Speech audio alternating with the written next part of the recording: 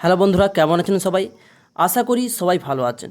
তো বন্ধুরা, আজকে তোমাদের জন্য আবার একটা নতুন প্রকল্পের আপডেট নিয়ে এসেছি, যেখানে 100 টাকার দাবিতে কটাক্ষ করেছেন, 100 টাকাকে অপমান জানিয়েছেন। লক্ষ্মীর ভাণ্ডার নিয়ে শাহের অর্থাৎ অমিত শাহের তীব্র ক্ষোভ মহিলাদের। তো আজকের ভিডিওতে আপনারা জানতে পারবেন লক্ষ্মীর ভাণ্ডারে ঠিক কী হয়েছে, তা নিয়ে এত তীব্র ক্ষোভ কেন মহিলাদের মধ্যে।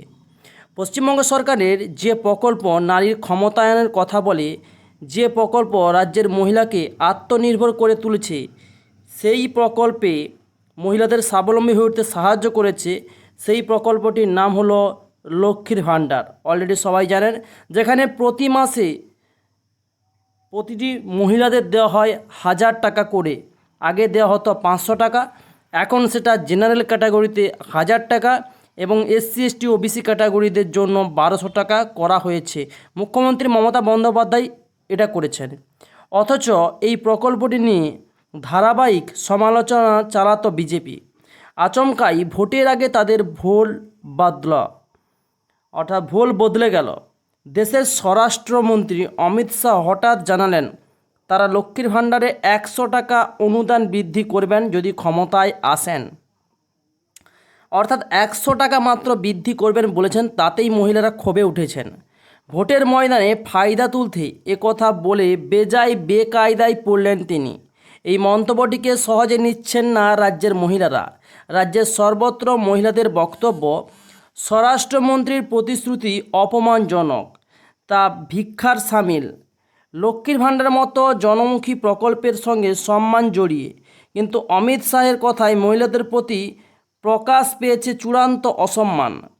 লক্ষ্মীর ভাণ্ডার মুখ্যমন্ত্রী মমতা বন্দ্যোপাধ্যায়ের একটা স্বপ্নের প্রকল্প।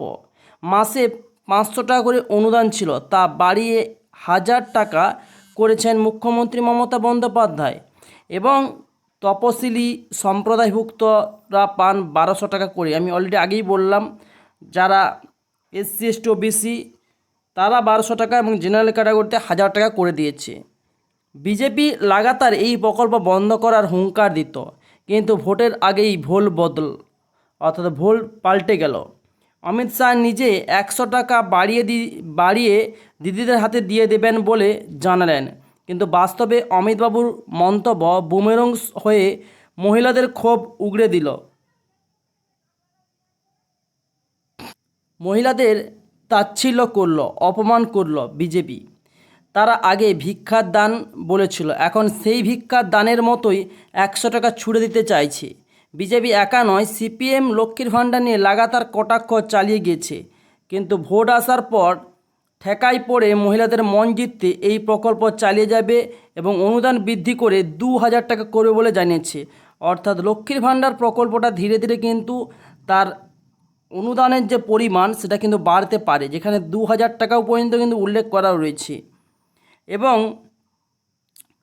ডিভিডেন্ড পেতে পিছিয়ে নেই কংগ্রেসও। তারাও ঘোষণা করেছেন যে মহালক্ষ্মী প্রকল্প করবে এই প্রকল্পের নাম।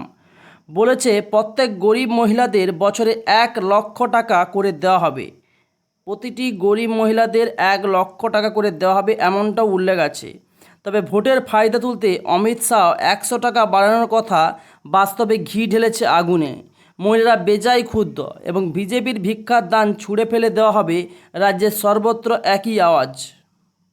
প্রকল্প যেখানে প্রতিটা মহিলাদের আর্থিক সহায়তা দেওয়ার জন্য এই প্রকল্প। তো আজকের খবরটি আপনাদের কেমন লাগলো সেটা কমেন্টস করে জানাবেন। এবং লক্ষ্মীর ভাণ্ডারে যদি 2000 টাকা হয়, তাহলে আপনাদের বাড়িতে প্রত্যেকে কত টাকা করে পাবে সেটাও কমেন্টস করে জানাবেন। এবং আপনার বাড়িতে অলরেডি কজন লক্ষ্মীর ভাণ্ডারের টাকা পায় সেটাও কমেন্টস করে জানাতে পারেন। তো ভিডিও ভালো লাগলে তো অবশ্যই লাইক, শেয়ার এবং সাবস্ক্রাইব করতে ভুলবেন না। তো thanks for watching my video.